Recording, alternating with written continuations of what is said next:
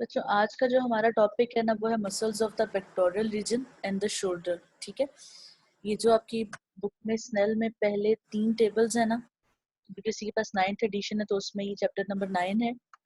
9.1, 9.2, 9.3 tables हैं। ठीक है, तो इन मसल्स को आज इंशाल्लाह हम सिंप्लीफाई करके पढ़ेंगे और इसके बाद आपको ये याद करना बहुत आसान हो जाएगा और इनको समझना। ठीक, तो चलते हैं आगे। आज के लेक्चर की आउटलाइंस ये हैं बच्चे, इसमें पेक्टोरल रीजन के मसल्स पढ़ेंगे और शोल्डर के मसल्स पढ़ेंगे, जिसमें एक्सट्रिंसिक और इंट्रिंसिक मसल्स हैं। पेक्टोरल रीजन है क्या? पेक्टोरल रीजन वो है बच्चे जो हमारी एंटीरियर चेस्ट वॉल है बेसिकली। ठीक है, इसमें 4 मसल्स हैं जो अपर लिम्ब पे फोर्स एक्सर्ट करते हैं मूवमेंट के लिए, क्योंकि आप कह लें कि जैसे क्लेविकल में लिखा था ना, it acts as a strut, यानी कि बेसिकली काम ये है कि अपर लिम्ब की जो मूवमेंट है ना वो सारी चेस्ट वॉल के मसल्स की बेस पर है। ठीक, तो ये वो मसल्स हैं जो ये काम पॉसिबल बनाते हैं कि अपर लिम्ब इजीली स्विंग कर सके across the chest wall, move कर सके। कौन से 4 मसल्स हैं? Pectoralis major, pectoralis minor, serratus anterior and subclavius. ठीक है, पेक्टोरलिस मेजर जो है इस रीजन का सबसे पावरफुल मसल है, लार्ज है, फैन शेप्ड है और इसमें 2 हेड्स हैं, एक इसका स्टर्नल हेड है और एक इसका क्लेविकुलर हेड है। ठीक है, डिस्टल अटैचमेंट्स दोनों की ये हैं, यानी कि इंसर्शन दोनों की ये है कि ये इंटरट्यूबरकुलर सल्कस ऑफ ह्यूमरस में जाकर अटैच होता है। आपको याद है ना, कल हमने पढ़ा था लेडी बिटवीन 2 मेजर्स, तो जो lateral lip of the bicipital groove या इंटरट्यूबरकुलर सल्कस है उस पे पेक्टोरलिस माइनर की अटैचमेंट है, यानी कि इंसर्शन है, जबकि ओरिजिन 2 जो हेड्स हैं उनका डिफरेंट है। जो क्लेविकुलर हेड है ऑब्वियसली क्लेविकल से ओरिजिनेट होता है, लेकिन कहाँ से? Anterior surface of the medial clavicle. ठीक है, और जो स्टर्नोकोस्टल हेड है, stern word is from sternum and costal is from the costal cartilages or ribs. ठीक है, तो ये anterior surface of the sternum से और सुपीरियर 6 यानी 1 से लेकर 6 तक कोस्टल कार्टिलेजेस से ओरिजिनेट होता है, और एक्सटर्नल ऑब्लीक मसल के एपोन्यूरोसिस से। ये 3 टर्म्स हैं, ये पिक्चर से एक्सप्लेन होगी, लेकिन फिलहाल ये देखिए, स्टर्नम की इंटीरियर सरफेस से, कोस्टल कार्टिलेजिस से और aponeurosis of external oblique muscle. Aponeurosis क्या चीज होती है बच्चे, और एक्सटर्नल ऑब्लीक मसल क्या है? एक्सटर्नल ऑब्लीक मसल आपकी एंटीरियर एब्डोमिनल वॉल का सबसे बाहर का यानी आउटर मोस्ट मसल है एब्डोमिनल वॉल का, क्योंकि चेस्ट के डायरेक्टली नीचे एब्डोमिनल वॉल है। ठीक है, और एपोन्यूरोसिस क्या है? या तो ये फाइब्रस शीट होती है या फिर एक्सपेंडेड टेंडन होता है जो बहुत सारे मसल फाइबर्स को अटैचमेंट प्रोवाइड करता है। ठीक है, एपोनेरोसिस या तो फाइब्रस शीट होती है या फिर फैन शेप्ड या फिर एक्सपेंडेड टेंडन होता है जो बहुत सारे मसल्स के फाइबर को अटैचमेंट प्रोवाइड करता है। ठीक है, इसकी पिक्चर देखते हैं फिर वापस आते हैं फंक्शन पर। ये रही पिक्चर बच्चों, ये देखिए, ये रहा स्टर्नल हेड। ठीक है, स्टर्नल हेड कहाँ बना हुआ है? वो स्टर्नोकोस्टल, यानी यहाँ से ये देखिए, ये स्टर्नम के साथ और यहीं पे रिब्स के साथ है, तो ये है स्टर्नोकोस्टल हेड। ठीक है, दूसरी तरफ देखिए, दूसरा क्या, ये रहा क्लेविकुलर हेड जो क्लेविकल के साथ साथ अटैच है, specially anterior surface of the medial border, यानी कि तकरीबन इतना बस मीडियल बॉर्डर, क्योंकि दूसरी साइड लेटरल बॉर्डर है। उसके अलावा जो निचली अटैचमेंट है जो यहाँ पर ड्रॉ नहीं हुई हुई, वो ये रही बच्चों, यहाँ पर होती है, जो एब्डोमिनल जो मसल है ना जिसका जिक्र आया एक्सटर्नल ऑब्लिक का, उसके साथ होती है। मैम एपोन्यूरोसिस एक बार फिर रिपीट कर दें? ठीक है बच्चे, एपोन्यूरोसिस मैं आपको बता देती हूँ। बच्चे एपोन्यूरोसिस आसान लफ्जों में ये है कि ये फाइब्रस शीट है या फ्लैट एक्सटेंडेड टेंडन है, एक्सपेंडेड टेंडन है। ठीक है, जो मस्कुलर फाइबर्स को अटैचमेंट प्रोवाइड करता है। ठीक, फाइब्रस शीट जो कि, या फिर एक्सपेंडेड टेंडन जो कि मस्कुलर फाइबर्स को अटैचमेंट प्रोवाइड करता है। फिर वो प्रॉक्सिमल अटैचमेंट भी हो सकती है, वो डिस्टल अटैचमेंट भी हो सकती है। ठीक है, और कभी कभार ये फेशिया के तौर पर भी एक्ट करता है। एक जनाब की रिक्वेस्ट आई है कि रिपीट कर दें, डिस्कनेक्ट हो गया। बच्चे हम अभी स्टार्ट ही कर रहे हैं। ठीक है, पेक्टोरलिस मेजर मसल के बारे में पढ़ रहे थे। इसके बारे में हमने ये पढ़ा है कि मेजर चेस्ट का मसल है, ये सबसे लार्ज है, फैन शेप्ड है, इसके इंसर्शन सेम है, 2 हेड्स हैं जिनकी इंसर्शन सेम है, दोनों कहाँ आकर अटैच हो रही है। देखिए अगर आप इस पिक्चर में, तो डेल्टॉइड मसल के नीचे हल्का सा नजर आ रहा है, ये देखिए ये क्या दिखाया हुआ है इन्होंने, ये बाइसेपिटल ग्रूव दिखाया हुआ है या फिर इंटरट्यूबरक्युलर सल्कस दिखाया हुआ है, जिसका लेटरल लिप है, जिसके ऊपर आकर ये मसल अटैच हो रहा है। ठीक है, ये मैंने डबल मार्किंग इसकी कर दी है ह्यूमरस के ऊपर। फिर रहे दो हेड्स इसके, स्टर्नल कोस्टल और क्लेविक्यूलर हेड। ठीक है, अच्छा एपोन्यूरोसिस फिर पूछ रहे हैं, उसकी डेफिनेशन मैं आपको सेंड कर दूंगी। बस इतना याद रखिए कि इस केस में एपोन्यूरोसिस वो चीज है जिससे मस्कुलर फाइबर टीथर होने या अटैच होने हैं। ठीक है, अच्छा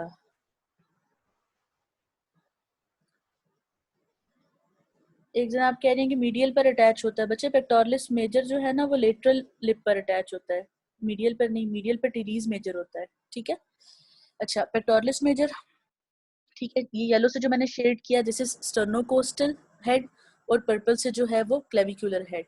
अगर इसको डिस्टिंक्टली मतलब पढ़ें, इसके पॉइंट्स क्या क्या है, तो क्लेविकुलर हेड जो है वो interior surface of the medial clavicle से अटैच होता है, और स्टर्नोकोस्टल जो हेड वो इंटीरियर सरफेस ऑफ स्टर्नम से, अपर सिक्स कोस्टल कार्टिलेजेस से, और एक्सटर्नल ऑब्लिक जो कि एब्डोमिनल वॉल का मसल है उसके एपोन्यूरोसिस से। ठीक है, फंक्शन इसका क्या है बच्चों, फंक्शन इसका ये है कि ये एडक्ट करता है और अपर लिम्ब को मीडियली रोटेट करता है। देखिए बच्चों आसान तरीका मैं आपको बताती हूँ मसल के फंक्शन याद रखने का, जैसे मैंने याद रखे थे। आप ये देखिए कि पेक्टोरलिस मेजर कहाँ अटैच्ड है और आपकी अपर लिम्ब इसके कहाँ लाई करती है। अब मसल फंक्शन कैसे करता है, मसल फंक्शन ऐसे करता है कि उसके फाइबर्स कॉन्ट्रैक्ट करते हैं। ठीक है, ओरिजिन ज्यादातर फिक्स्ड होता है, इंसर्शन ज्यादातर मूव करती है। कुछ केसेस में ये चीज ऑपोजिट भी हो जाती है, लेकिन प्रिंसिपल कह लें यही है कि ओरिजिन फिक्स्ड होता है, इंसर्शन मूव करती है। ठीक है, पेक्टोरलिस मेजर की इंसर्शन चेस्ट, एक ओरिजिन चेस्ट पर है, इंसर्शन अपर लिम्ब पर है। ठीक है, अब जब ये मसल फाइबर कॉन्ट्रैक्ट करते हैं तो ये अपर लिम्ब को अपनी तरफ खींचेगा। ऑब्वियसली जब अपर लिम्ब चेस्ट के करीब आएगी तो वो एडक्शन है, और या फिर ज्यादा मूव करे तो मीडियली रोटेट होती है। इसी तरह स्कैपुला आगे की तरफ मूव करेगा, क्योंकि स्कैपुला जो है उस पर अटैचमेंट्स अपर लिम्ब के साथ भी, जब अपर लिम्ब आगे मूव करेगी तो स्कैपुला भी आगे की तरफ मूव करेगा। तो ये बात जनरल लिखी हुई है। ठीक है, और क्लेविकुलर हेड क्या करता है, ये फ्लेक्शन में हेल्प करवाता है। ठीक है, फ्लेक्शन करवाता है आपकी। अब आप ये देखिए कि क्लेविकुलर हेड जो है वो अपर लिम्ब के लेवल से थोड़ा सा ऊपर है, अगर वो कॉन्ट्रैक्ट करता है वो वाला हेड तो अपर लिम्ब फ्लेक्स करेगी शोल्डर जॉइंट के लेवल पर। ठीक है, ये आसान तरीका है, दोबारा एक दफा बताती हूँ। ओरिजिन ज्यादातर फिक्स होता है, इंसर्शन मूव करती है। अगर एक मसल कॉन्ट्रैक्ट करता है तो ऑब्वियसली वो अपनी जो फाइबर्स हैं उनकी पुल की ये डायरेक्शन है कि वो कॉन्ट्रैक्ट करता है तो इंसर्शन को अपनी तरफ खींचता है। अगर चेस्ट पे पेक्टोरलिस मेजर मौजूद है और वो कॉन्ट्रैक्ट करता है तो वो बाइसेपिटल ग्रूव को अपनी तरफ खींचेगा, जो कि लिम्ब के अपर लिम्ब पर है। ठीक है, ह्यूमरस पर है, इस वजह से हमारा अपर आर्म चेस्ट के करीब आएगा। जो मूवमेंट क्या है, जो मूवमेंट एडक्शन है। ठीक है, और यही मूवमेंट जब आगे करके ज्यादा आर्म आगे आएगा चेस्ट के तो वही मीडियल रोटेशन है। अगर आप हर मसल के इस तरह समझ के करें उसकी ओरिजिन इंसर्शन के हिसाब से, तो आप ओरिजिन इंसर्शन भी याद रख सकेंगे, उसका फंक्शन भी याद रख सकेंगे। ऐसे आपको आसान रहेगा। ठीक है, इनर्वेशन देखिए बच्चे, इनर्वेशन है lateral and medial pectoral nerves. अगर अब आप याद करें तो लेटरल पेक्टोरल नर्व कहाँ से आ रही थी, lateral cord of the brachial plexus से, और मीडियल पेक्टोरल नर्व कहाँ से आ रही थी, medial cord of the brachial plexus से। बच्चे ये चीज पूछ रहे थे कि आप नर्व्स हम कैसे याद करें, मसल्स कैसे याद करें। अब जब आप ये मसल्स एक दफा सारे पढ़ लेंगे, इसके बाद आप ब्रेकियल प्लेक्सस का जो टेबल है, जो फोर्थ टेबल है इन 3 टेबल्स के बाद, वो आप रिवाइज करेंगे तो आपको आसानी से याद हो जाएगा। ठीक है, ये तरीका था। ये बच्चे एक पिक्चर थोड़ी सी ज्यादा इजी करने के लिए, ठीक है, इसमें देखिए इसमें ज्यादा अच्छा नजर आ रहा है। ऊपर लिखा है यहाँ पे origin clavicular head, medial clavicle देखें, यहाँ से ये क्लेविकल है ना पूरी इतनी बड़ी सी ये क्लेविकल है, इसका सिर्फ मीडियल पोर्शन है, ये वाला मीडियल पोर्शन जहाँ से ये ओरिजिनेट हो रहा है। ठीक है, और दूसरी तरफ देखिए तो ये रहा ओरिजिन स्टर्नल हेड, स्टर्नम है, अपर सिक्स रिब्स हैं, ये यहाँ से इन्होंने ये रखा हुआ है। ठीक है, और उसके बाद इंसर्शन देखिए, अगर इंसर्शन कहाँ है, बाइसेपिटल ग्रूव पर है, ये रही बाइसेपिटल ग्रूव की इंसर्शन। ठीक हो गया, ये है सब। और यहाँ पर जो चीज उन्होंने नहीं ड्रॉ की हुई वो यहाँ नीचे होनी चाहिए कि एक्सटर्नल ऑब्लिक के फाइबर्स के साथ, लेकिन वो इतनी प्रोमिनेंट नहीं है बुक में, भी आपका इतना ही लिखा, आप यही याद रखिए। पेक्टोरलिस माइनर जो है बच्चों, ये अपने लार्ज काउंटर पार्ट मसल यानी कि पेक्टोरलिस मेजर के नीचे लाई करता है, तभी मैंने आपको बताया था ना कि बहुत सारी चीजें जिनकी रिलेशनशिप में एंटीरियरली पेक्टोरलिस मेजर आता है, उनमें पेक्टोरलिस माइनर भी आता है, ठीक है, क्योंकि ये इसके नीचे लाई करता है। अब ये दोनों मसल जो है ये एंटीरियर वॉल ऑफ एक्सेला बनाते हैं, अगर आप याद करें तो, ठीक है। अटैचमेंट इसकी क्या है, ये थर्ड से लेकर फिफ्थ रिब से ओरिजिनेट होता है और कोराकॉइड प्रोसेस ऑफ स्कैपुला में जाकर इंसर्ट होता है, ठीक है। फंक्शन क्या है, स्कैपुला को स्टेबलाइज करता है, उसको एंटीरो इन्फीरियरली आगे लाकर, क्योंकि कोराकॉइड प्रोसेस से अटैच है तो उसको चेस्ट के जब करीब करता है तो स्ट्रेंथ होती है इससे। और इसकी इनर्वेशन सिर्फ मीडियल पेक्टोरल नर्व है, जो कि medial cord of the brachial plexus की ब्रांच है। पिक्चर में देखिए बच्चों, ये रिब्स हैं, अगर आप इनको लेबल करें तो ये रही फर्स्ट, ये रही सेकंड, ये आ गई थर्ड, फोर्थ और ये फिफ्थ रिब, ठीक है। इन सब रिब्स से ये ओरिजिनेट करता है। अच्छा मैम, मीडियल और लेटरल पेक्टोरल नर्व को कैसे डिफरेंशिएट करेंगे, क्योंकि दोनों ही एक ही मसल को सप्लाई करती है कैडावर में मॉडल पे। बच्चे ऐसी जो नर्व्स होती है ना जो इतनी डीप जाती हैं, ये कभी आपसे डिफरेंशिएट नहीं करवाते, ठीक है। और जो अगर अगर आप उनको ट्रेस भी करना है ना तो उसका ये तरीका है कि आप लेटरल कॉर्ड से ट्रेस करते हुए लाते हो, ठीक है। जब आप ब्रेकियल प्लेक्सस को देखते हो ना तो लेटरली जो लाइक आ रही होती है उसमें से जो ब्रांच पे पेक्टोरलिस मेजर की तरफ आ रही होती है उसको करते हो। और ये सर्जरी लेवल की चीजें हैं, एनाटमी में आपसे कोई नहीं पूछेगा, बट लेकिन गुड क्वेश्चन, ठीक है।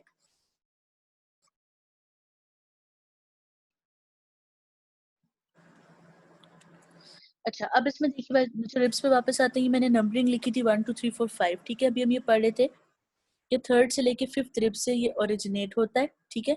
और कहाँ जाकर अटैच होता है, कोराकॉइड प्रोसेस ऑफ स्कैपुला में। आपको याद है ये रहा कोराकॉइड प्रोसेस, जिसको मैं येलो से मार्क कर रही हूँ, ठीक है। तो ये रही इसकी अटैचमेंट्स। अब देखिए कि जब ये कॉन्ट्रैक्ट करेगा ना बच्चों, ये मसल, तो ये कोराकॉइड प्रोसेस की वजह से स्कैपुला को करीब खींचेगा एंटीरियरली और इंफीरियरली, यानी आगे की तरफ, और क्योंकि फाइबर्स नीचे की तरफ हैं तो इंफीरियरली लाएगा ये स्कैपुला को। तो ऐसे क्या होता है, इससे ये एडवांटेज होता है कि आप कह लें कि स्कैपुला स्टेबलाइज हो जाती है ज्यादा, क्योंकि जितने दो चीजों में डिस्टेंस कम होगा उतनी इस चीज की स्टेबिलिटी ज्यादा होगी ना, स्ट्रक्चर जितने क्लोजली पैक्ड होंगे, ठीक है। ये रहा पेक्टोरलिस माइनर। इस पिक्चर में पेक्टोरलिस मेजर और माइनर आमने सामने। अब आप देख लीजिए कि पेक्टोरलिस मेजर को ही रिमूव करते हैं तो उसके नीचे माइनर लाई करता है। यहाँ उन्होंने लिखा है कि हमने पेक्टोरलिस मेजर को एक्सरसाइज कर दिया, फिर दिखा रहे हैं इसको। यहाँ से भी देखिए, ये यहाँ से सारा इन्होंने पेक्टोरलिस मेजर एक्सरसाइज करके हमें दिखाया कि नीचे पेक्टोरलिस माइनर कैसे मौजूद है इसके। सेरेटस इंटीरियर, जो सेरेटस इंटीरियर मसल है ना ये बच्चे, ये ज्यादा लेटरल चेस्ट पे है, ठीक है। और ये मीडियल बॉर्डर ऑफ एक्सेला बनाता है, ठीक। और अटैचमेंट इसकी ये है कि स्ट्रिप्स की तरह है, कहाँ से ओरिजिनेट होती हैं, lateral aspect of ribs 1 to 8, ठीक है। फर्स्ट रिब से लेकर 8 रिब के लेटरल एस्पेक्ट से ओरिजिनेट होते हैं और ये कहाँ अटैच होते हैं, जाकर medial border of the scapula पे, यानी कि स्कैपुला के नीचे लाई करती हैं। आपको पता है ना कि रिब्स के ऊपर स्कैपुला है बैक साइड पर, तो ये नीचे से यानी स्कैपुला के नीचे से होता हुआ जाकर उसके मीडियल बॉर्डर पर अटैच होता है, ठीक है। पहले पिक्चर देखते हैं फिर फंक्शन पे वापस आते हैं। ये देखिए बच्चों, यहाँ से अपर 8 और 9 रिब्स लिखने का मकसद ये है बच्चों कि कुछ चीज़ों में ना एनाटॉमिक वेरिएशन आती है, ठीक है। एनाटॉमिक वेरिएशन होती है कि नॉर्मली होती है लेकिन दो लोगों में डिफरेंट हो सकती है, तो इसलिए कुछ बुक्स में 9 रिब्स लिखा लेकिन आपकी बुक में 8 लिखा, आप इसे फॉलो करेंगे, ठीक है। ये देखिए कि रिब जो है इस तरह आ रही है ना, यहाँ से ऐसे करके फ्रंट से, अगर यहाँ पर स्टर्नम है तो ये रहा एंटीरियर बॉर्डर और ये लेटरल बॉर्डर रहा रिब का। तो ये देखिए कि ये साइड से यहाँ से ओरिजिनेट हो रहा है serratus interior, lateral border of the rib से। और कहाँ जा रहा है, अब देखिए कि पीछे की तरफ जा रहा है, मीडियल बॉर्डर ऑफ स्कैपुला पे अटैच होने के लिए, ठीक है। इंसर्शन क्या है इसकी, मीडियल बॉर्डर ऑफ स्कैपुला, देखिए स्ट्रिप्स के जैसा मसल है। अब इसका फंक्शन क्या है, ये फंक्शन ये है कि ये स्कैपुला को रोटेट करता है, ठीक है, allowing the arm to be raised over 90 degree. तो बच्चों जो स्कैपुला है ना उसकी और अपर लिम्ब की मूवमेंट इस तरह है कि जब तकरीबन आप 90 डिग्री तक आर्म अपना एबडक्ट करते हैं तो सिर्फ आपका आर्म एबडक्ट होता है, लेकिन उससे आगे मूवमेंट के लिए स्कैपुला को रोटेट, बाहर की तरफ रोटेट होना जरूरी है ताकि मजीद मूवमेंट प्रोवाइड की जा सके। क्योंकि जिस टाइम आपका आर्म 90 डिग्री एबडक्टेड होता है उस टाइम आपका ह्यूमरल हेड और एक्रोमियल प्रोसेस जो है एक दूसरे के आमने सामने आ जाते हैं, ठीक है। यानी मजीद मूवमेंट अलाउड नहीं होती। आर्म की जो अपनी एबडक्शन है ना बच्चों, वो सिर्फ 90 डिग्री है, उससे ज्यादा जो हम बाजू रेज कर लेते हैं ना ओवरहेड, वो स्कैपुला के रोटेट करने की वजह से, इसको हम स्कैपुलो ह्यूमरल मैकेनिज्म कहते हैं और ये हम अलग से भी पढ़ेंगे इंशाल्लाह, ठीक है। बत्ती सिर्फ इतना याद रखिए। बल्कि अभी एक काम कीजिए, अपना राइट आर्म जो है आप सब लोग एबडक्ट कीजिए 90 डिग्री तक, ठीक है। और अपना दूसरा जो लेफ्ट हैंड है ना वो वहाँ रखिए जहाँ एक्रोमियन प्रोसेस होता है, पॉइंट ऑफ शोल्डर, ठीक है। 90 डिग्री तक एबडक्ट कीजिए। अब देखिए कि इससे आगे जब आप ओवरहेड जाना चाहेंगे तो स्कैपुला आपकी रोटेट होना शुरू होती है। ये चीज मैंने आपको बताया, ठीक है।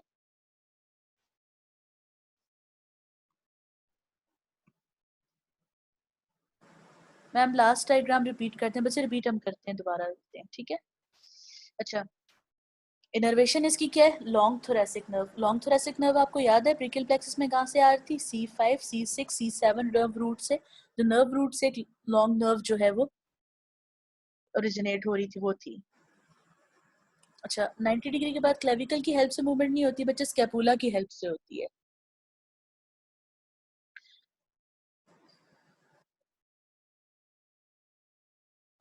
इसकी पिक्चर देखिए, ठीक है। फंक्शन देखिए दोबारा, ये हो गया लॉन्ग थोरेसिक नर्व, ये याद रखिएगा आप लोग, इंपॉर्टेंट बात है। सब क्लेवियस क्या है? सब क्लेवियस जो एक स्मॉल मसल है जो डायरेक्टली क्लेविकल के नीचे और हॉरिजॉन्टली रन करता है, ठीक है। सब का मतलब ही अंडरनीथ होता है। अच्छा, ये क्या करता है? ये जो न्यूरोमस्कुलर स्ट्रक्चर है ना जो क्लेविकल के पीछे से गुजर रहे उनको प्रोटेक्शन प्रोवाइड करता है। क्लेविकल के बारे में भी पढ़ा था ना कि जो neuromuscular structure root of neck से अपर आर्म में जा रहे हैं उनको प्रोटेक्ट करता है, तो ये मसल भी प्रोटेक्ट करता है, ठीक है। एंटीरो इंफीरियरली का मतलब समझा दें बच्चे। एंटीरियर और इंफीरियर यानी कि ये चीज जो है ना, ये इन्होंने देखिए यहाँ स्कैपुला के लिए की थी। यानी कि अगर यहाँ पर मैं आपको ड्रॉ करके बताती हूँ बच्चे, ये स्कैपुला थे ना बच्चे, ये इसका कोराकॉइड प्रोसेस था।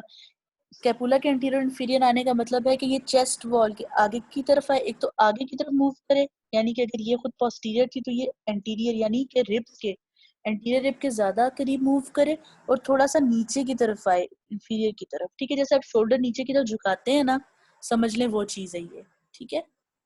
एंटीरो एंफीरियर ये मूवमेंट है, आगे की तरफ और थोड़ा सा नीचे की तरफ। इस कोराकोइड प्रोसेस के सेंस में देखिए ना, ये एक्रोमियल और कोराकोइड प्रोसेस है, इसके सेंस में देखिए कि ये आगे और नीचे की तरफ मूव करे तो उसका मतलब है पूरी स्कैपुला आगे की तरफ आए, ठीक है।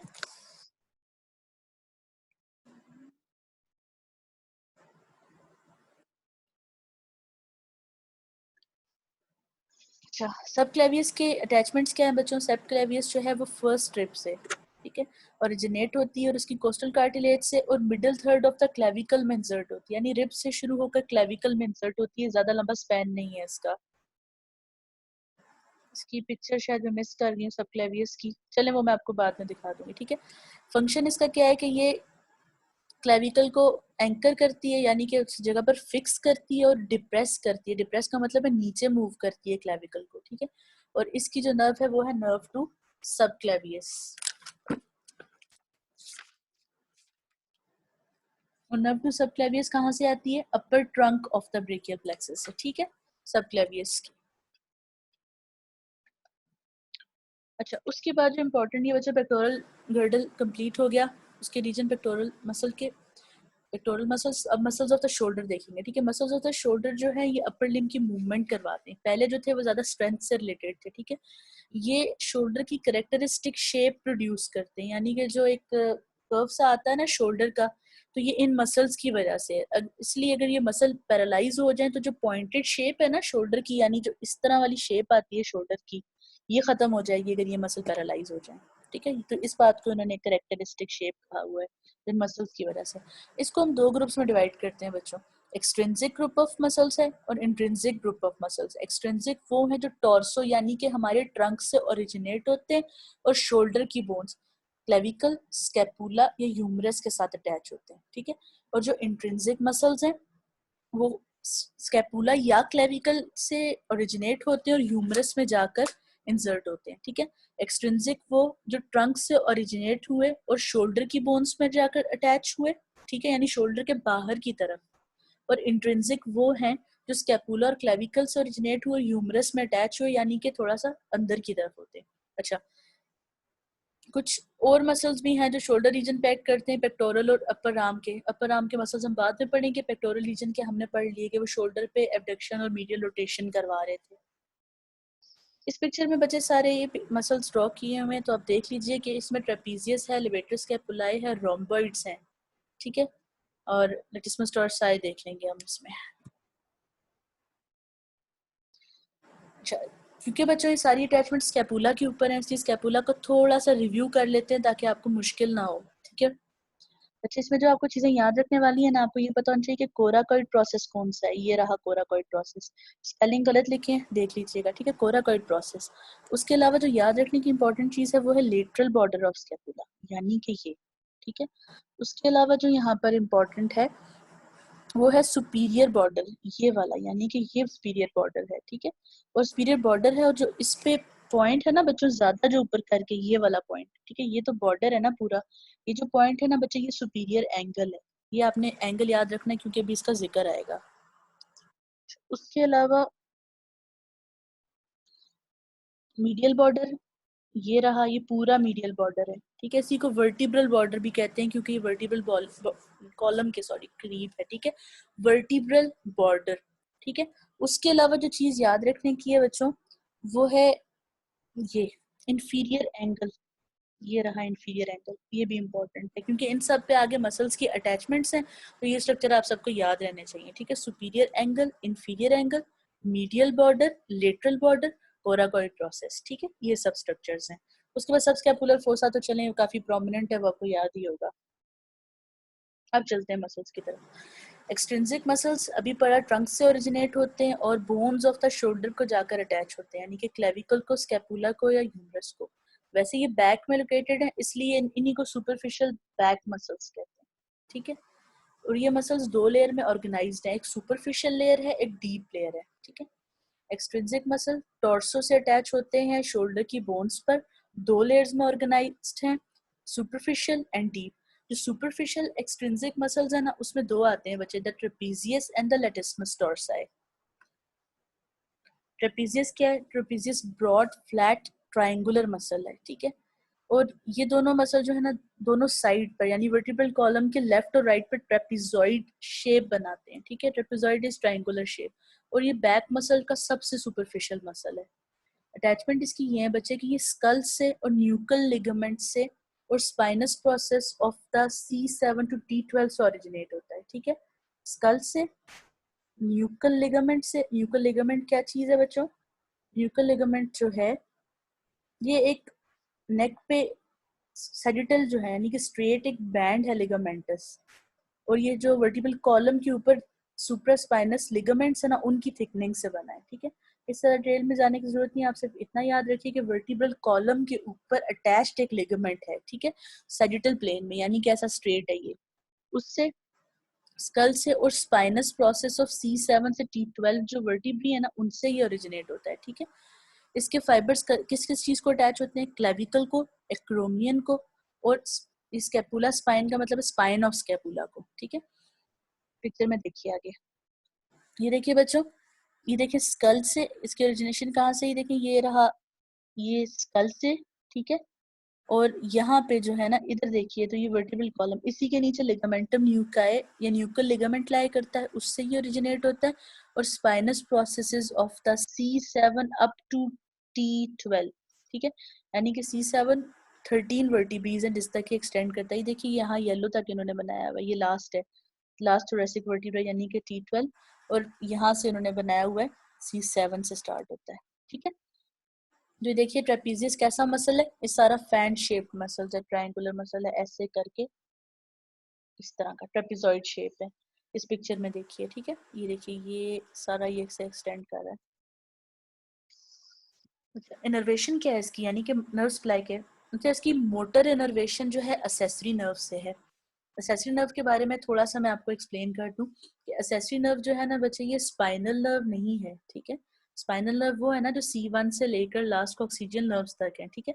स्पाइनल नर्व जो है बच्चे वो क्रैनियल नर्व है। आप लोगों ने पढ़ा होगा कि 12 पेयर ऑफ क्रैनियल नर्व्स हैं, और उसके अलावा 31 पेयर्स ऑफ स्पाइनल नर्व्स हैं, ठीक है।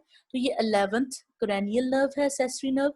ये इसका एक पोर्शन जो है वो असेंड डिसेंड करता है फ्रॉम द फोरामन मैग्नम, ठीक है। ब्रेन के समझे स्कल के अंदर एक जगह है, ठीक है, स्कल के अंदर एक कैविटी है या फोसा स्पेस है जिसके अंदर से ये नर्व डिसेंड करती है, नेक पे आती है और आके ट्रेपीजियस को सप्लाई करती है, ठीक है।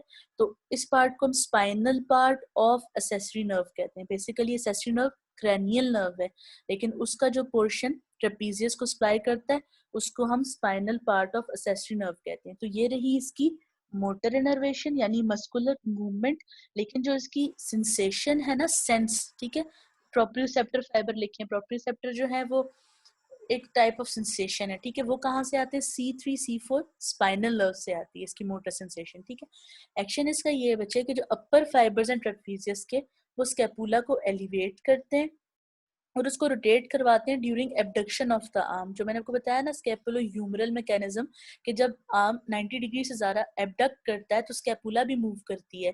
स्कैपुला का रोटेट होना जरूरी है, तो वो चीज़ कौन करवाता है? उसमें हेल्पफुल एक मसल है जो कि ट्रेपीजियस है, ठीक है। मिडल फाइबर्स जो है वो रिट्रैक्ट करते हैं स्कैपुला को। रिट्रैक्ट का क्या मतलब है? पीछे की तरफ खींचते हैं, ठीक है, यानी कि मीडियल तरफ ज्यादा लेकर आते हैं। मीडियल साइड पर स्कैपुला को पुल करते हैं और जो लोअर फाइबर्स है स्कैपुला को नीचे की तरफ पुल करते हैं।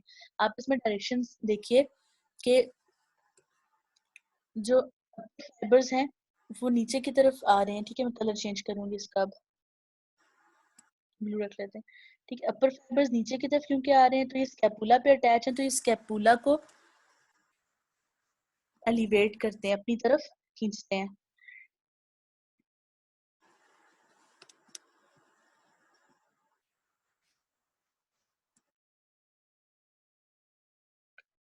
नहीं बच्चे, सर्वाइकल प्लेक्सस नहीं एलिवेट इसको इनर्वेट करता, वो एक टोटली डिफरेंट टॉपिक है, ठीक है। अच्छा, अपर फाइबर्स बच्चे इसको क्या करते हैं? स्कैपुला को अपनी तरफ पुल करते हैं, इसलिए उसको एलिवेट करते हैं। मिडल फाइबर्स जो है यहाँ पे स्कैपुला के मीडियल बॉर्डर को पुल कर रहे होते हैं अपनी तरफ, ठीक है, ऐसे पुल कर रहे होते हैं। तो वो अपनी तरफ रिट्रैक्ट करते हैं स्कैपुला को, और जो लोअर फाइबर्स हैं वो इंफीरियर एंगल को, इस वाले रीजन को नीचे की तरफ पुल करते हैं, ठीक है। ये तीन इसके फंक्शंस हैं। इनर्वेशन इसकी क्या है? इनर्वेशन याद रखनी है आप लोगों ने, एक्शन इसका याद रखना है, ठीक है। इनर्वेशन इंपॉर्टेंट है इसकी। अच्छा, अब दूसरा जो सुपरफिशियल एक्सट्रिंसिक मसल है बच्चे वो लेटिस्मस डोर्साई है, ठीक है। ये lower part of the back से ओरिजिनेट होता है, जहाँ पे काफी वाइड एरिया कवर करता है, जो अपने इनिशियल पिक्चर दिखाई थी। अटैचमेंट इसकी ये है कि इसका ओरिजिन बहुत ब्रॉड है, कहाँ से कहाँ तक? T7 से लेकर T12 के स्पाइनस प्रोसेसेस से, ठीक है, यानी 7 थोरेसिक वर्टिब्रा से 12 थोरेसिक वर्टिब्रा के स्पाइनस प्रोसेसेस से, आइलियक क्रेस्ट से। आइलियक क्रेस्ट क्या था? जब हम वेस्ट पे हाथ रखते हैं जो बोनी प्रोमिनेंस हमें फील होती है। थोरैकोलंबर फेशिया, ठीक है, यानी थोरेक्स और लंबर रीजन जो बैक का रीजन है वहां का फेशिया, और इंफीरियर 3 रिब्स, ठीक है। उसके बाद ये सारे फाइबर्स जो हैं जो इतने डिफरेंट जगहों से ओरिजिनेट हो रहे थे वो सब कन्वर्ज करते हैं, एक टेंडन बनाते हैं, जो जाकर कहाँ अटैच होता है? इंटरट्यूबरकुलर सर्कस ऑफ द ह्यूमरस। जो लेडी बिटवीन टू मेजर्स की लेडी है ना बच्चों, वो लेटेस्मस डोर्साई है, ठीक है। देखिए कि इतने वाइड ओरिजिन से ओरिजिनेट होकर वो आकर एक जगह पर कन्वर्ज हो जाते हैं, ठीक है।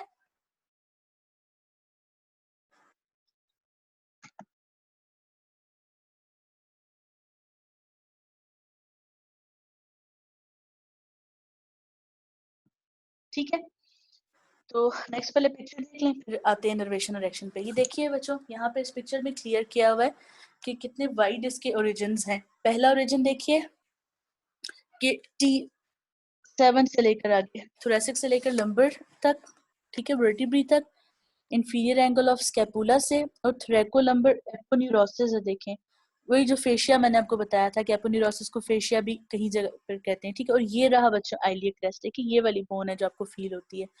इन सारी जगहों से ओरिजिनेट होने के बाद ये जाकर जो है बाइसेपिटल ग्रूव के अंदर, ह्यूमरस के अंदर इंसर्ट हो जाता है, ठीक है। लेटिस्मस डोर्साई। इनर्वेशन क्या है इसकी? Thoracodorsal nerve. अब आप याद करें जो पोस्टीरियर कॉर्ड में अल्ट्रा निमोनिक बनाया था ना, उसमें जो टी था वो थोरैकोडोर्सल नर्व थी। तो इसलिए जब आप पढ़ेंगे ना पोस्टीरियर कॉर्ड की ब्रांचेस तो आपको याद होगा कि थोरैकोडोर्सल नर्व लेटिस्मस डोर्साई को सप्लाई करती है। इसी तरह मसल्स से नर्व याद रखनी है, नर्व से मसल याद रखने, फिर ये चीजें आपको मेमोराइज हो जाएंगी जैसे मुझे अभी आ रही है, ठीक है। उसके बाद एक्शन क्या है इसके? एक्शन में चाहिए कि ये एक्सटेंड करता है, एडक्ट करता है और मीडियली रोटेट करता है अपर लिम्ब को, क्योंकि ये बैक ऑफ द चेस्ट पे, ये बैक का मसल है और अपर लिम्ब पे अटैच है, तो ये इसलिए पीछे की तरफ पुल करता है, ठीक है। एक्सटेंड क्यों कर रहा है ये, क्योंकि ये बैक साइड पर जिस जगह अटैच्ड है वहीं की तरफ पुल करेगा, और अगर ये अपर लिम्ब को पीछे की तरफ, बैक की तरफ पुल करेगा तो वो मूवमेंट तो एक्सटेंशन है, ठीक है। एडक्ट चेस्ट वॉल के सारे मसल्स बचे, चाहे वो एंटीरियर चेस्ट वॉल क्यों, चाहे पोस्टीरियर चेस्ट वॉल क्यों, जब भी कॉन्ट्रैक्ट करेंगे, चेस्ट के करीब लाएंगे अपर लिम्ब को, तो वो मूवमेंट एडक्शन होगी। और उसके अलावा ये मीडियली रोटेट करता है अपर लिम्ब को, ठीक है।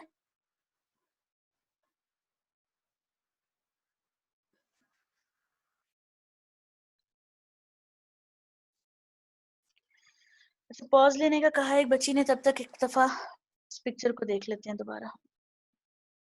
ठीक है भाई, वापस आ गए जनाब। ठीक है, इस पिक्चर को याद रखेंगे अब। इतनी ब्रॉड ओरिजिन्स और एक जगह पर इंसर्शन। अब देखिए कि ये फाइबर अगर कॉन्ट्रैक्ट करते हैं तो ये करीब पुल करेंगे ना ह्यूमरस को, तो इसलिए ये एडक्शन भी करवाते हैं, ठीक है। उसके बाद डीप एक्सट्रिंसिक मसल्स हैं बच्चे, इसमें 3 मसल्स हैं, लिवेटर, स्कैपुलाई और 2 रोम्बॉइड्स हैं, ठीक है। ये अपर बैक में और ट्रेपीजियस के नीचे लाई करते हैं, ट्रेपीजियस इनके ऊपर था तो इस वजह से उसको सुपरफिशियल एक्सट्रिंसिक मसल कहा था, ठीक है।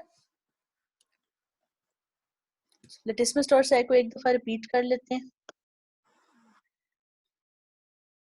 चलो एंड पे करेंगे, ठीक है। लेटिसमस टॉर्साई को रिपीट।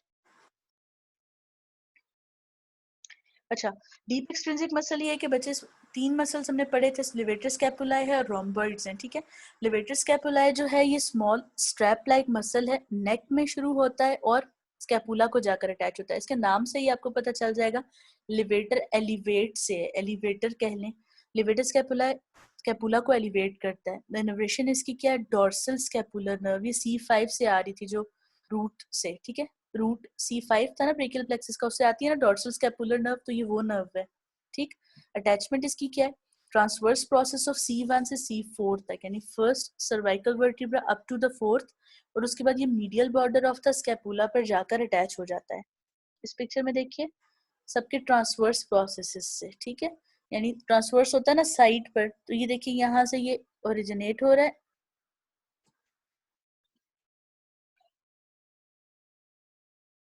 और जाकर फिर स्कैपुला के मीडियल बॉर्डर पर अटैच हो रहा है। ये रहा वेटर स्कैपुला, ठीक है। तो ये जब कॉन्ट्रैक्ट करेगा ऑब्वियसली ये क्या करेगा, फाइबर्स इसके मूव करेंगे, ओरिजिन की तरफ जाते हैं, तो ये स्कैपुला को ऊपर की तरफ पुल करेगा, एलिवेट करेगा। 2 रोम्बॉइड मसल है, रोम्बॉइड माइनर जो है वो रोम्बॉइड मेजर से सुपीरियरली सिचुएटेड है, ठीक है।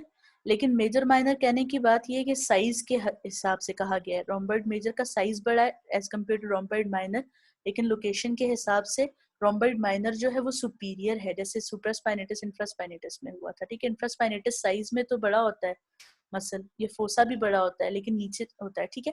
रोम्बॉइड मेजर जो है उसकी अटैचमेंट्स क्या है कि वो spinous process of T2 to T5 vertebrae से ओरिजिनेट होता है, medial border of the scapula पे अटैच होता है, स्पाइन ऑफ स्कैपुला और इंफीरियर एंगल के दरमियान, ठीक है। यहाँ देखिए तो स्पाइनस प्रोसेस से स्टार्ट हो रहा है,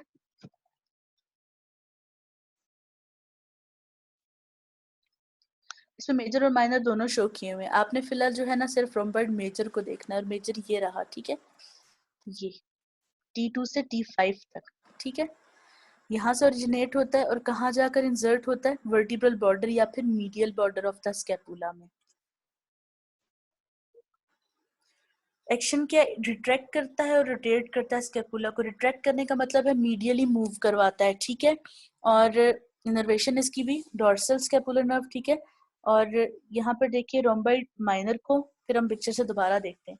ये spinous process of C7 to T1 से ओरिजिनेट होता है, वो T2 से T5 था, ये C7 से C1 T1 है, यानी कि सिर्फ 2 रिब्स, C7 एंड T1, ठीक है। C8 बच्चों सिर्फ नर्व होती है, वर्टिब्री नहीं होती C8, ठीक है, ये याद रखिएगा। ये middle border of the scapula से अटैच होती है at the level of spine of scapula, तो स्पाइन ऑफ स्कैपुला से नीचे था। इनर्वेशन इसकी भी डॉर्सल स्कैपुलर नर्व है, एक्शन इसका भी रिट्रैक्शन और स्कैपुला को रोटेट कराना है। अब इस पिक्चर में से देखिए कि ये C1 T7 और T1 से ओरिजिनेट हो रहा था, ठीक है, और मेजर जो है वो T2 और T5 से है, ठीक है, और इंसर्ट कहाँ पर हो रहा है जाकर, जो माइनर है वो root and spine of scapula level पर, ये देखिए यहाँ इन्होंने दिखाया हुआ है, जबकि जो मेजर है वो पूरे वर्टिब्रल बॉर्डर पर अटैच हो रहा है। तो ये रोम्बॉइड्स हैं। इस पिक्चर में एक दफा दोबारा देखिए, ट्रेपीजियस देखिए फुल एक्सपेंडेड, ठीक है, दूसरी जो साइड है यानी कि राइट साइड पर उन्होंने ट्रेपीजियस दिखाया हुआ, लेफ्ट साइड पर ट्रेपीजियस को काट दिया है और उसके नीचे से दिखाया है, ठीक है। एलिवेटर स्कैपुलाई को देखिए, रोम्बॉइड्स को देखिए, माइनर ऊपर की तरफ है, देखिए अब यहाँ पर जो मैंने आपको बात कही थी कि स्पाइन के लेवल पर, ठीक है, रोम्बॉइड माइनर की इंसर्शन जो है up to the level of spine of scapula होती है, जबकि मेजर की उससे नीचे है, ठीक है, ये बात वहां पर लिखी है टेक्स्ट में। इंट्रिंसिक मसल जो है बच्चों शोल्डर के, उनको ही स्कैपुलो ह्यूमरल ग्रुप कहते हैं, ठीक है, स्कैपुलो ह्यूमरल ग्रुप, क्योंकि ये स्कैपुला से या क्लेविकल से ओरिजिनेट होते हैं और ह्यूमरस पर जाकर इंसर्ट होते हैं। इस ग्रुप में 6 मसल्स हैं बच्चों, डेल्टॉइड है, टीरीज मेजर है, ठीक है, और 4 रोटेटर कफ मसल है। जो रोटेटर कफ मसल को जो है ना, आपको मैं डिटेल से बताऊंगी। डेल्टॉइड मसल क्या है? डेल्टॉइड जो मसल है ना, ये ग्रीक लेटर था डेल्टा, उसकी शेप का है, ठीक है। इसके 3 पार्ट्स में हम इसको डिवाइड करते हैं इजीली पढ़ने के लिए, एंटीरियर है, मिडल है और पोस्टीरियर है। अटैचमेंट ऐसी है इसकी कि lateral third of the clavicle से ओरिजिनेट होता है, एक्रोमियन प्रोसेस से और स्पाइन ऑफ स्कैपुला से। उसके बाद ये जो डेल्टॉइड ट्यूबरोसिटी ह्यूमरस पे लेटरल एस्पेक्ट पर थी, ये उस पर जाकर अटैच होता है। अगर आप कल की पिक्चर याद करें तो ह्यूमरस का बता रहे थे कि लेटरल एस्पेक्ट पर थोड़ी सी एक एलिवेशन होती है, ऐसे ह्यूमरस थी ना, तो उस पे लेटरल एस्पेक्ट पर थोड़ी एलिवेशन थी, इसको हम डेल्टॉइड ट्यूबरोसिटी कहते हैं, ठीक है। इस पे जाकर अटैच होता है। Origin lateral third of the clavicle से, एक्रोमियन से और स्पाइन ऑफ स्कैपुला से, ठीक है। इनर्वेशन इसकी क्या है बच्चे? इनर्वेशन है एक्सिलरी नर्व। एक्सिलरी नर्व क्या थी? पोस्टीरियर कॉर्ड की टर्मिनल ब्रांच थी एक्सिलरी नर्व, ठीक है। अच्छा, एक्शन जो है बच्चे इसकी, क्योंकि हमने 3 पार्ट्स में डिवाइड किया था, वो एक्शन की वजह से बेसिकली जो एंटीरियर फाइबर्स हैं वो फ्लेक्शन करवाएंगे और मीडियल रोटेशन कराएंगे। इसकी लोकेशन देखेंगे तो आप समझ जाएंगे कि एंटीरियर फाइबर ये काम क्यों कर रहे हैं, ठीक है। पोस्टीरियर फाइबर जो है वो एक्सटेंशन और लेटरल रोटेशन करवाएंगे और मिडल जो फाइबर्स हैं वो एबडक्शन करवाएंगे, ठीक है। सुप्रास्पाइनेटस से टेक ओवर करेंगे, फिर फर्स्ट 15 डिग्री सुप्रास्पाइनेटस करवाता है, एबडक्शन ऑफ द आर्म, और उसके बाद 15 डिग्री से लेकर 90 डिग्री तक डेल्टोइड करवाता है, ठीक है। ये बात फिर रिपीट होगी आगे इंशाल्लाह। इस पिक्चर में देखिए बच्चों, ये रहे एंटीरियर फाइबर्स, ठीक है। जो एंटीरियर फाइबर्स हैं ये लेटरल क्लेविकल से आ रहे हैं, यहाँ से देखिए ये रहा, ठीक है। उसके बाद आप देखिए कि जो लेटरल फाइबर्स हैं, ठीक है, या मिडल फाइबर्स कह लें, ठीक है, मिडल फाइबर्स जो हैं वो लेटरल एक्रोमियन प्रोसेस से आ रहे हैं, ठीक है। मिडल फाइबर्स है बच्चे, मीडियल नहीं है, मिडल है, ठीक है, इसलिए उन्होंने पिक्चर में इसको लेटरल फाइबर लिखा हुआ है, आप इसको मिडल फाइबर ही पढ़िए आपकी बुक में जो लिखा हुआ है, ठीक है। उसके बाद आप देखिए तो ओरिजिन कहाँ से है, उसके बाद तीसरे का posterior fiber spine of scapula से, और सब कन्वर्ज होकर, ये सब फैन शेप या डेल्टा शेप कन्वर्ज होकर आकर deltoid tuberosity of the humerus जो कि लेटरल एस्पेक्ट पर एक एलिवेशन है उस पर आकर अटैच होते हैं, ठीक है।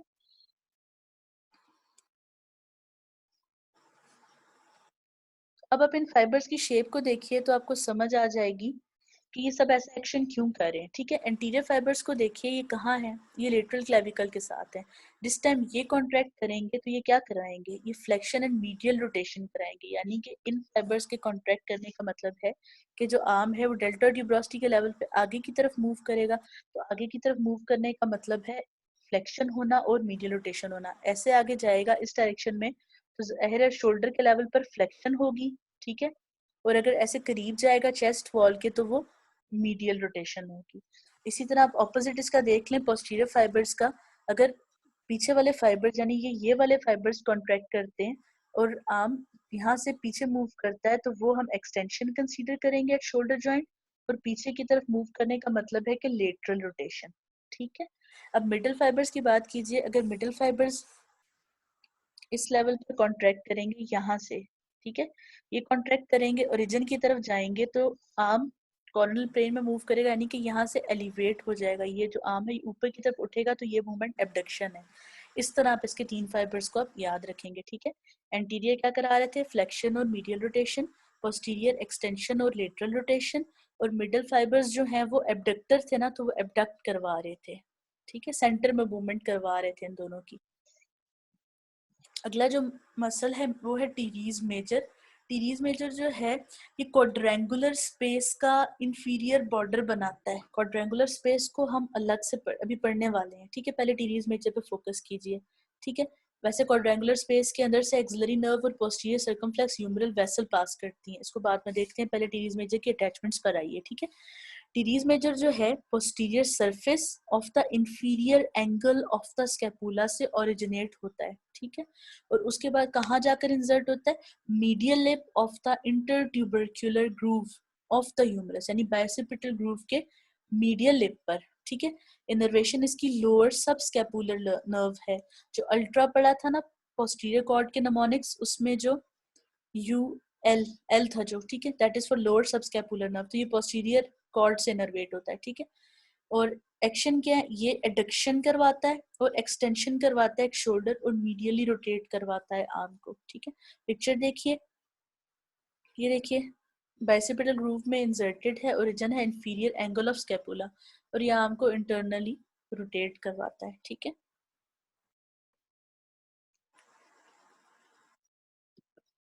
इस पिक्चर में देखिए टीरेस मेजर और डेल्टॉइड। क्वाड्रेंगुलर स्पेस क्या है बच्चे, क्वाड्रेंगुलर स्पेस जो है ये पोस्टीरियर स्कैपुलर रीजन के मसल्स के दरमियान में एक गैप है। इससे क्या होता है कि जो स्ट्रक्चर्स एक्सिला के अंदर थे, आगे एक्सिला एंटीरियरली का मतलब है कि जो आगे एक्सिला में थे वो पोस्टीरियर शोल्डर और आर्म में जाते हैं, यानी कि अगर यहाँ पर एक्सिला था, इस रीजन में एक्सिला था, तो यहाँ से एग्जिट करके स्कैपुला के पीछे जो शोल्डर रीजन है ना वहां पर आ जाते हैं इस पाथवे से, ठीक है। इसकी बाउंड्रीज क्या है, इसके सुपीरियर एस्पेक्ट पर inferior aspect of the teres minor muscle है, इंफीरियर एस्पेक्ट पर superior aspect of teres major muscle है, लेटरल साइड पे सर्जिकल नेक ऑफ ह्यूमरस है, मीडियल साइड पे long head of triceps brachii है, और आगे इसके सबस्कैपुलरिस है, ठीक है। पहले देखिए, फिर देखते हैं स्ट्रक्चर कौन सा गुजरता है। इस पिक्चर में देखिए बच्चे, इससे हम बाउंड्रीज रिवाइज करेंगे, ठीक है। हमने पढ़ा कि इसके सुपीरियरली टीरीज माइनर का इंफीरियर बॉर्डर है, उसको मैं ऐसे मार्क करूंगी यहाँ पे, ये देखिए।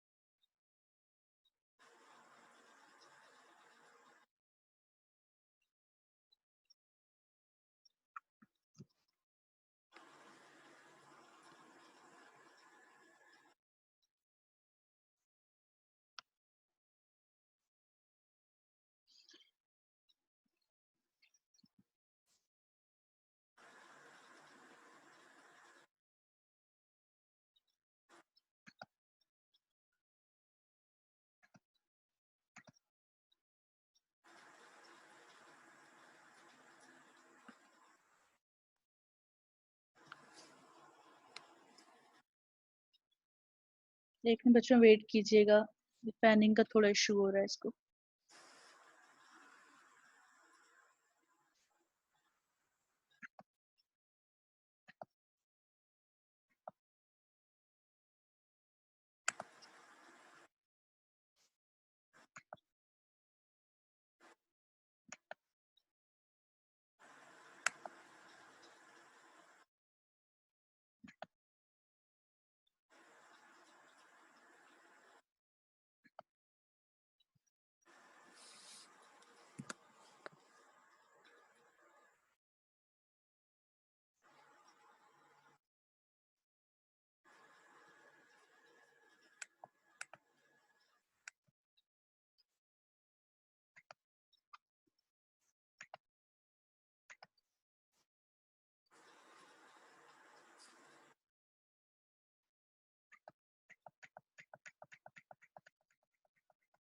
थोड़ा सा वेट कीजिएगा, इसमें कोई एरर आ गया एनोटेटर में, इसके बगैर फिर पढ़ाने का फ़ायदा नहीं है। तो 2 मिनट मुझे दे दीजिए, मैं इसको एडजस्ट कर दूँ।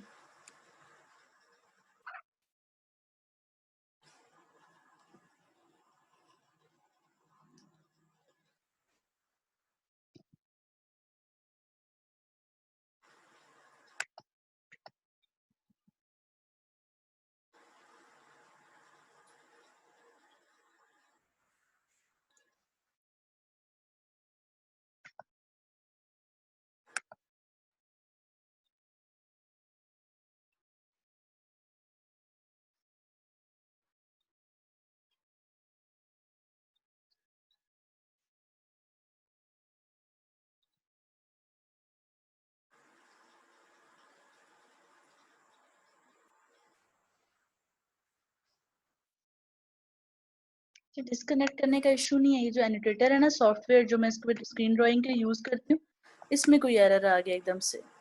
ये देखिए, ये पैन आउट ज़्यादा हुआ था, ये मैं कर देती हूँ एडजस्ट। चलें, ये वापस आ गया, ठीक है। सॉरी बच्चों फॉर द इनकन्वीनियंस।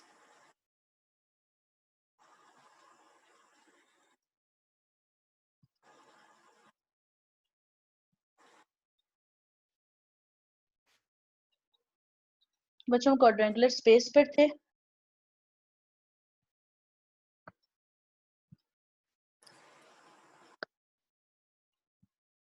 देखिए, इसमें बच्चे मार्किंग्स लगा रहे थे, ठीक है। एक दफ़ा रिवाइज कर लेते हैं क्योंकि काफ़ी लंबा पॉज आ गया, आप लोग थोड़ा सा डिस्ट्रैक्ट हो गए होंगे। क्वाड्रेंगुलर स्पेस एक स्पेस है बच्चे पोस्टीरियर स्कैपुलर रीजन में, ठीक है। इसे न्यूरोवास्कुलर स्ट्रक्चर्स जो है मूव करते हैं, ठीक है, from axilla anteriorly to the posterior shoulder and arm. इसके सुपीरियर एस्पेक्ट पर क्या है, सुपीरियर बाउंड्री ये है इसकी कि inferior aspect of teres minor है, इंफीरियरली इस पे superior aspect of teres major है, लेटरल साइड पे सर्जिकल नेक ऑफ ह्यूमरस है, और मीडियल बॉर्डर पर इसके long head of biceps brachii है, ठीक है, और इंटीरियरली इसके सबस्कैपुलरिस है। अब आगे हम नेक्स्ट पिक्चर में इसको मार्क कर लेते हैं, तुम्हें पता चल जाएगा, ठीक है। पहली पढ़ी हमने सुपीरियर बाउंड्री में हम पढ़ा कि टीरीज माइनर जो मसल है बच्चे, टीरीज माइनर, इसका इंफीरियर एस्पेक्ट इसके सुपीरियरली आता है, यानी कि टीरीज माइनर ये जो पूरा मसल है रेड से बना हुआ है, इसके जो हिस्से को मैंने हाईलाइट किया ग्रीन से, ये इसका इंफीरियर पोर्शन है ना, तो inferior aspect of teres minor lies superior to the quadrangular space, ठीक है, ये बात थी। दूसरी बात इन्होंने लिखी कि इंफीरियर बॉर्डर के बारे में, उसके बारे में ये देखिए कि टीरीज मेजर जो मसल है इसका सुपीरियर एस्पेक्ट इस स्पेस के इंफीरियरली लाई कर रहा है, ठीक है। टीरीज माइनर का इंफीरियर एस्पेक्ट इस स्पेस से सुपीरियर है, और टीरीज मेजर का सुपीरियर एस्पेक्ट इस स्पेस के इंफीरियर है, ठीक है। मीडियल साइड के क्या चीज है मीडियल साइड पर बच्चों, मीडियल साइड पर बाइसेप ब्रेकाई का, सॉरी ट्राइसेप ब्रेकाई का लॉन्ग हेड है, ठीक है। लेटरल साइड पर इसके क्या लाई कर रहा है, लेटरल साइड पर सर्जिकल नेक ऑफ ह्यूमरस है, ठीक है, और इसके आगे जो है वो सब स्कैपुलरिस मसल है, ठीक है। तो ये स्पेस की बाउंड्रीज हैं क्वाड्रेंगुलर स्पेस की। अब एक्सिलरी नर्व जो पोस्टीरियर सर्कमफ्लेक्स ह्यूमरल आर्टरी और वेन है वो स्पेस से पास करती हैं, ठीक है, यानी स्पेस से ये एक्सिला से होते हुए पोस्टीरियर शोल्डर में चली जाती हैं। ये स्ट्रक्चर जो है ट्रॉमा की वजह से डैमेज हो सकती हैं अगर मसल हाइपरट्रॉफी हो जाए, या स्पेस ऑक्यूपाइंग लियन, स्पेस ऑक्यूपाइंग लियन कहते हैं कि ऐसी कोई पैथोलॉजी, ऐसी कोई बीमारी हो जाए, ऐसी कोई कह लें कि इंजरी हो जो सारी स्पेस कवर कर ले, जो एक्सपैंड होने की जिसके अंदर कैपेबिलिटी हो, तो वो इस जगह को अगर कंप्रेस कर दे तो एक्सिलरी नर्व पे कंप्रेशन आएगा, जिसकी वजह से डेल्टॉइड और टीरीज माइनर मसल जो है वो कंप्रेस हो जाते हैं, ठीक है। और ये किसमें कॉमन है, एथलीट्स में जो ओवरहेड एक्टिविटीज करते हैं, जैसे हैंगिंग वगैरह करते हैं ना, लटकने वाले जिमनास्टिक्स करते हैं जो, तो उनमें ये चीज हो जाती है कि स्पेस कंप्रेस हो जाती है मसल्स की हाइपरट्रॉफी से, तो अक्सर इन पे कंप्रेशन आ जाता है। तरीका बच्चे फिंगर्स को ऐसे रख के ना इसकी बाउंड्री को याद रखने का, ये देखिए कि ये यहाँ पर humerus long head of tricep teres minor इसके ऊपर से गुजरता है, टीरीज मेजर ऐसे नीचे से गुजरता है, और दरमियान में देखिए जो हाईलाइटेड है ये रही क्वाड्रेंगुलर स्पेस, ठीक है। तो ये तरीका है इसको याद रखने का, इस पिक्चर में भी बनी हुई है, आप देख लीजिए। अब इस लेक्चर की वो इम्पोर्टेंट चीज जो एग्जाम में पूछी जा सके, ठीक है बच्चों, वो है रोटेटर कफ मसल्स। ठीक है, रोटेटर कफ मसल है क्या? ये 4 मसल्स का ग्रुप है जो स्कैपुला से ओरिजिनेट होता है और ह्यूमरल हेड में जाकर अटैच होता है। अगर आप कल के ह्यूमरस के लेक्चर को याद करें तो उसमें जो ग्रेटर ट्यूबरकल के ऊपर इनमें से 3 अटैच हो रहे थे, ठीक है, फर्स्ट 3, और एक जो मसल है वो जो लेसर ट्यूबरकल या लेसर ट्यूबरोसिटी पे अटैच हो रहा था। जो पहले 3 रोटेटर कफ मसल्स हैं वो 3 facets of the greater tubercle या ग्रेटर ट्यूबरोसिटी पे अटैच हो रहे थे, एंड सुपीरियर, मिडल और इंफीरियर फेसेट पर। ठीक है, अब ये सारे मसल जो है क्या करते हैं कोलेक्टिवली, जो उनकी रेस्टिंग टोन है ना वो ह्यूमरल हेड को ग्लिनॉइड फोसा के अंदर पुल किए रहती है। ठीक है, यानी कि अगर आप इनको कॉन्ट्रैक्ट, रेस्टिंग टोन ये है ना कि नॉर्मली रेस्ट कंडीशन पे भी जो मसल के अंदर थोड़ी सी कॉन्ट्रैक्टिलिटी रहती है वो उसकी रेस्टिंग टोन कहलाती है। अगर ये मसल मूव नहीं भी कर रहे हैं ना रेस्टिंग कंडीशन पर भी, ये ह्यूमरल हेड को ग्लिनॉइड फोसा के अंदर पुल किए रखते हैं। ठीक है, इससे क्या फायदा होता है, ग्लिनो ह्यूमरल या शोल्डर जॉइंट को स्टेबिलिटी मिलती है। ठीक है, इनका अपना कलेक्टिव फंक्शन तो ये रहा स्टेबिलिटी प्रोवाइड करने का, उसके अलावा भी इनका अपना अपना फंक्शन है जो कि हम आगे देख लेते हैं। ठीक है, सबसे पहला मसल इसमें है सुप्रास्पाइनेटस। ये सुप्रास्पाइनस फोसा ऑफ द स्कैपुला में से, जो आपको याद है ना जो स्कैपुला थी उसकी स्पाइन थी, ऊपर था सुप्रास्पाइनस फोसा और नीचे इंफ्रास्पाइनस फोसा, तो ये उसमें से ओरिजिनेट कर रहा होता है। ठीक है, तो सुपरस्पाइनस फोसा में से ओरिजिनेट करता है और greater tubercle of the humerus और स्पेसिफिकली कहें तो सुपीरियर फेसेट में जाकर अटैच होता है। इनर्वेशन इसकी क्या है, सुप्रास्कैपुलर नर्व। ठीक है, सुप्रास्कैपुलर नर्व इसकी इनर्वेशन है, अपर ट्रंक से आती है। जो एक्शन क्या है इसका, एबडक्ट करता है आर्म को 0 से 15 डिग्री तक, और उसके बाद जो 15 से 90 डिग्री डेल्टॉइड ने करवानी है ना एबडक्शन, उसमें ये उसकी हेल्प करता है। ठीक है, इंफ्रास्पाइनेटस को देखें तो ये इंफ्रास्पाइनस फोसा से आता है, और ये कहाँ अटैच होता है, ये भी ग्रेटर ट्यूबरकल या ग्रेटर ट्यूब्रोसिटी में जाता है। इनर्वेशन इसकी भी सेम है, फंक्शन सिर्फ डिफरेंट है बच्चे, कि ये लिटरली रोटेट करता है आर्म को। ठीक है, इंसर्शन सेम है लेकिन ओरिजिन डिफरेंट है, इसलिए फाइबर्स के पुल की डायरेक्शन चेंज होने की वजह से ये इसका एक्शन डिफरेंट है, ये आर्म को लेटरली रोटेट करवाता है। ठीक है, इस पिक्चर में देखिए सुप्रास्पाइनेटस बना है, सुप्रास्पाइनस फोसा से ओरिजिनेट हो रहा है और हेड ऑफ ह्यूमरस में जाकर इंसर्ट हो रहा है। इस पिक्चर में देखिए इंफ्रास्पाइनेटस मसल, ठीक है, ये भी हेड ऑफ ह्यूमरस में ही इंसर्ट हो रहा है लेकिन ओरिजिन पॉइंट इसका इंफ्रास्पाइनस फोसा है। उसके अलावा जो 2 मसल है उसमें सबस्कैपुलरिस है, ये सबस्कैपुलर फोसा जो एंटीरियर स्कैपुला पर मौजूद है उससे ओरिजिनेट होता है। ठीक है, on the coastal surface of scapula कहते हैं ना, क्योंकि वही सरफेस रिब्स के फेस कर रही होती है जो एंटीरियर सरफेस है, और अटैच है कहाँ होता है, ये अकेला है जो लेसर ट्यूबरकल या लेसर ट्यूब्रोसिटी पे अटैच होता है। ठीक है, इसकी इनर्वेशन है अपर एंड लोअर सबस्कैपुलर नर्व। ठीक है, एक्शन है कि ये मीडियली रोटेट करता है आर्म को, देखिए ये आगे लाई करता है, ये मीडियली रोटेट करता है, जो बैक पे लाई कर रहा था वो लेटरली रोटेट कर रहा था। टीरीज में, ठीक है, ये रही इसकी पिक्चर सबस्कैपुलरिस की। ठीक है, सबस्कैपुलर फोसा से अब जाके देखिए यहाँ पर ये लेसर ट्यूबरकल पे अटैच हो रहा है, जबकि ये बाहर की तरफ ग्रेटर ट्यूबरकल था। टीरीज माइनर को देखिए, ये posterior surface of the scapula से ओरिजिनेट होता है उसके लेटरल बॉर्डर के पास से। ठीक है, और greater tubercle of the humerus में अटैच होता है, इसकी इनर्वेशन एक्सिलरी नर्व है और ये भी आर्म को लेटरली रोटेट कराता है। यानी कि बच्चों जो 3 रोटेटर कफ मसल्स है ना हमारे, सुप्रास्पाइनेटस, इंफ्रास्पाइनेटस और टीरीज माइनर, इनका काम लेटरल रोटेशन से रिलेटेड है। ठीक है, और सब स्कैपुलरिस अकेला क्योंकि ये आगे की तरफ अटैच है, ये मीडियली रोटेट करवा रहा है। ठीक है, इसका ये फंक्शन डिफरेंट है, तो जब टेबल याद करेंगे तो इस एक पॉइंट को माइंड में रख लें, आपको फंक्शन याद रखना आसान हो जाएगा। सुप्रास्पाइनेटस तो चले आप एबडक्शन से याद रख लेंगे। ठीक है, बाद में ये याद रखेंगे कि थीरीज माइनर और इंफ्रास्पाइनेटस जो है वो लेटरल रोटेशन कराते हैं, जबकि सब स्कैपुलरिस क्योंकि वो लेसर ट्यूबरकल पे अटैच है और लेसर ट्यूबरकल जो है ह्यूमरस पे मीडियली लाई करता है, ग्रेटर ट्यूबरकल लेटरली लाई करता है, तो इसलिए सबस्कैपुलरिस मीडियल रोटेशन करवाता है। ठीक है, ये रही टेरीज माइनर की पिक्चर। देखिए lateral edge of the scapula, ये लेटरल बॉर्डर से ओरिजिनेट हुआ था और हेड ऑफ ह्यूमरस में जाकर देखिए कि इसको दिखाया हुआ है कि थोड़ा सा नीचे अटैच हुआ हुआ है। देखिए हेड ऑफ द ह्यूमरस में भी नीचे करके, क्योंकि ये सबसे इंफीरियर फेसेट में जाकर अटैच होता है। ठीक है, इसकी निस्बत आप इस पिक्चर को देखिए तो इसमें मिड में इन्होंने अटैच किया हुआ है हेड पर, और अगर सुप्रास्पाइनेटस स्पाइनेटस को देखिए तो हेड ऑफ द ह्यूमरस के अबव साइड पे अटैच किया हुआ है। ठीक है, तो ये फेसेट्स के हिसाब से है, ये ट्यूबरकली ग्रेटर ट्यूबरोसिटी या ग्रेटर ट्यूबरकली है, लेकिन फेसेट्स की वजह से थोड़ा सा इन्होंने ऊपर नीचे करके ड्रॉ किया है, तो ये बात आपने याद रखनी है। ये रही रोटेटर कफ की पिक्चर, ठीक है। इसमें लेबल हुआ हुआ है, देखिए सुप्रास्पाइनेटस को देखिए सबसे ऊपर, ये रहा, मैं इसको अब हाईलाइट करती जाती हूँ, ठीक है। ये रहा सुप्रास्पाइनेटस, ठीक है। ये नीचे रहा इंफ्रास्पाइनेटस, इसके नीचे देखिए तो ये रहा टीरीज माइनर, और आगे की तरफ बच्चे ये पोस्टीरियर एस्पेक्ट है, तभी इन्होंने इसको बैक लिखा है, ठीक है। और ये फ्रंट एस्पेक्ट है, तो ये देखिए सबस्कैपुलरिस आगे की तरफ है।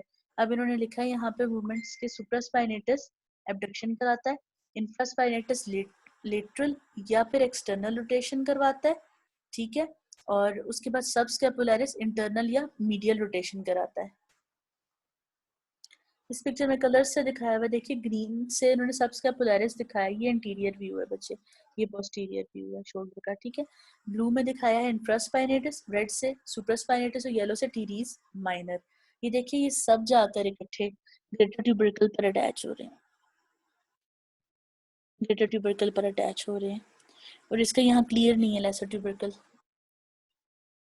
क्लिनिकल रेलिवेंस, वैसे तो क्लिनिकल नोट्स हम सेपरेटली पढ़ेंगे इंशाल्लाह, लेकिन ये क्लिनिकल नोट बहुत इंपॉर्टेंट है, ये पूछ लेते हैं, मुझसे भी पूछा था इसलिए मैंने ये यहाँ पर डाल दिया, ठीक है। रोटेटर कफ टेंडनाइटिस, एक वर्ड सबसे पहले याद रखना चाहिए, जिस भी चीज के में सुफिक्स होगा ITIS, आइटिस, तो दिस स्टैंड्स फॉर इन्फ्लेमेशन, ठीक है। इन्फ्लेमेशन क्या चीज है, किसी भी एक्सटर्नल ट्रॉमा या इंसल्ट का जो बॉडीली रिस्पॉन्स होता है ना, वो इन्फ्लेमेशन है। यानी कि अगर बैक्टीरिया इन्वेड करेंगे तो वो इन्फेक्शन है, उसके रिस्पॉन्स में जो बॉडी में चीज होगी ना, वो इन्फ्लेमेशन है। इसी तरह अगर शोल्डर जॉइंट के जो टेंडन्स हैं इन्हीं रोटेटर कफ मसल्स के, वो रिपीटेड यूज की वजह से या एब्यूज की वजह से, यानी जरूरत से ज्यादा वेट उठा लें या जरूरत से ज्यादा एक्टिविटी करें तो वो इन्फ्लेम्ड हो जाते हैं, तो इस कंडीशन को हम रोटेटर कफ टेंडनाइटिस कहते हैं। सबसे ज्यादा जो मसल अफेक्ट होता है ना इस तरह की एब्यूज एक्टिविटी से, वो सुप्रास्पाइनेटस है, ठीक है। अब एबडक्शन जब करते हो तो ये कोरेको एक्रोमियल जो रीजन है ना, वहां पर ये रब करता है, क्योंकि ये ग्रेटर ट्यूबरकल पे अटैच है और वो कोरेको एक्रोमियल रीजन के करीब है, वहां ये रब करता है, और इसकी वजह से इन्फ्लेमेशन और डीजनरेटिव चेंजेस आ जाती हैं, ठीक है। इसका आप क्या मैनेजमेंट करते हो, इसकी आप रेस्ट करवाते हो, ठीक है, पेशेंट को कहते हो आप रेस्ट करें, एनाल्जीजिया यानी कि पेन किलर देते हो, और फिजियोथेरेपी कराते हो। फिजियोथेरेपी क्या है, कंट्रोल्ड एक्सरसाइजेस करवाते हो, ठीक है। और ज्यादा जब सीवियर अगर इन्फ्लेमेशन हो जाए तो यही जॉइंट स्पेस के अंदर स्टीरॉयड इंजेक्शन लगाते हो या फिर सर्जरी की जाती है। सर्जरी से क्या किया जाता है कि जो इन्फ्लेम्ड पोर्शन है उसको रिमूव किया जाता है और टेंडन्स की जो है उसको एडजस्टमेंट की जाती है, ज्यादा डिटेल में नहीं जाती है, ठीक है। तो ये रोटेटर कफ टेंडनाइटिस है, ठीक है बच्चों, that's all for today. Questions are welcome and sorry again for the inconvenience.